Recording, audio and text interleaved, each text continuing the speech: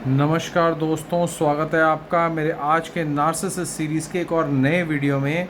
मेरा नाम है राजीव, ये है राजीव कोचर लाइफ मंत्रा। दोस्तों, मैं आज आपको बताना चाहता हूँ कि किस तरीके से नार्सिसिस्ट पहले आपको हर्ट करता है।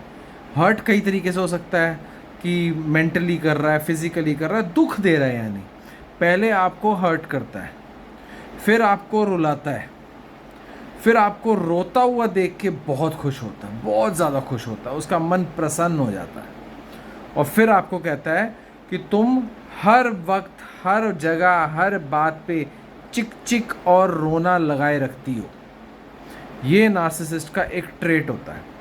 पहले दुख देना, ये 1 2 3 4 ले लो। नंबर 1 दुख देना, नंबर 2 रुला देना, नंबर 3 आपको रोते हुए देख के जी भर के प्रसन्न होना, और नंबर 4 उसका इल्ज़ाम भी आप पे डाल देना कि कहीं भी जाना हो, कहीं भी आना हो, कहीं भी उठना हो, कहीं भी बैठना हो, तुम्हारा काम रोते रहना है। नार्सिसिस्ट ऐसा क्यों करता है? नार्सिसिस्ट ऐसा इसलिए करता है क्योंकि वो जीता जागता दानव होता है। उसको आपकी इमोशन से कुछ भी लेना देना नहीं है।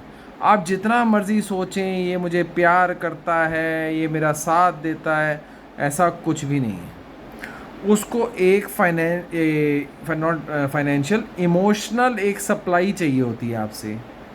अब वो सप्लाई कैसे निकलवानी है, और उसका टारगेट होता है आपको रोते हुए देख लेना। यानी उसका दिन बन जाता है जब वो आपको रोते हुए देख ले, आपको रुला दे, आपको तंग करके रुला दे, तो समझ लो उसका दिन बन गया, उसकी मौज लग गई। जो उसको सप्लाई चाहिए थी इमोशनल, वो उसको मिल गई। अभी ईश्वर ही जानता है कि नार्सिसिस्ट को ऐसा क्यों बनाया है उन्होंने, लेकिन नार्सिसिस्ट का मेन मकसद ही आप उसके जीवन में कोई मायने नहीं रखते, आपके इमोशन कोई मायने नहीं रखते, आपका रोना कोई मायने नहीं रखता, आपका कल्पना कोई मायने नहीं रखता, आपका दुखी होते रहना, परेशान होते रहना।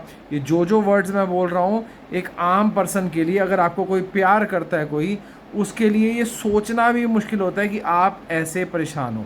लेकिन नार्सिसिस्ट जो ये ढोंग कर रहा है कि वो आपसे प्यार करता है, वो आपको दिन रात सुबह शाम रुलाने के मूड में रहता है। क्योंकि वो जब आपको रोता हुआ देख ले तो समझ लो उसका ज़िंदगी उसकी सफल हो गई। उसको ऐसा लगता है आज मैंने कोई तीर मार दिया, आज मैंने इसको रुला दिया, आज ये रो ली है, अब ये मेरे नीचे है, मैं इसके ऊपर, मैं इसका हेड हूँ, क्योंकि मुझे ये रुला नहीं पाई है, मैंने इसको रुला दिया है। मतलब कि किसी भी फॉर्म में वो अपने आप को ग्रैंड साबित करना चाहता है। तो इसीलिए नार्सिसिस्ट ये 4 पॉइंट फार्मूला पे चलता है। पहला हर्ट करता है, दूसरा रुलाता है, फिर रुलाते हुए खुश होता है, और फिर इल्ज़ाम भी आप पे लगा देता है। नार्सिसिस्ट की फितरत एक्चुअली में ऐसी होती है, क्योंकि नार्सिसिस्ट अंदर से खुद होता है खोखला। उसको इमोशंस की समझ ही नहीं है। वो आप सोचते आ रहे हैं इतने सालों से कि ये मेरे रोने को समझेगा। एक दिन आएगा जब ये समझेगा कि मैं क्यों रोती हूँ, एक दिन आएगा जब ये समझेगा कि मैं इसके लिए कितना सोचती हूँ, एक दिन आएगा जब ये सोचेगा। नहीं, ऐसा दिन नहीं आने वाला, ऐसा कुछ नहीं होने वाला। दिन वो ज़रूर आएगा जिस दिन आप सुपर एम्पैथ बन जाओगे। दिन वो ज़रूर आएगा जब इसकी गंदी हरकतें आपको समझ में आ जाएंगी। दिन वो ज़रूर आएगा जब सुपर एम्पैथ बन के आप नार्सिसिस्ट को एक हाथ दूर रखोगे, नार्सिसिस्ट को उसकी औकात में रखोगे, नार्सिसिस्ट से उतनी बात करोगे जो ज़रूरी है, नार्सिसिस्ट से जो दिल की बात आप कर लिया करते थे, जिससे वो आपका और ज़्यादा फ़ायदा उठाता था, वो आप नहीं करोगे।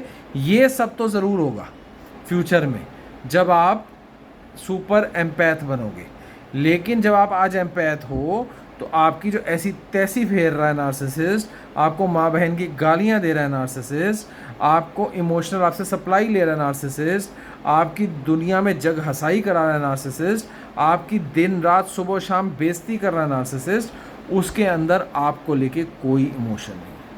इस गलत फहमी की दुनिया से बाहर आ जाइए, अपना टाइम वेस्ट मत कीजिए, सुपर एम्पैथ बनने की कोशिश कीजिए, पेशेंस बढ़ाइए। ऐसे इंसान के साथ आप फंस चुके हैं, ऐसा इंसान आपके जीवन में आ चुका है जिसको आपके इमोशन से रत्ती भर भी फ़र्क नहीं पड़ता, आपके आंसुओं से रत्ती भर फ़र्क नहीं पड़ता, बल्कि आपके आंसुओं को देखकर उसको खुशी बहुत मिलती है।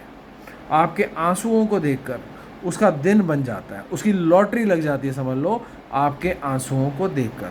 अब आपको डिसाइड करना है कि रोते रोते ज़िंदगी बितानी है या सुपर एम्पैथ बन के नार्सिसिस्ट की ऐसी की तैसी फेरनी है।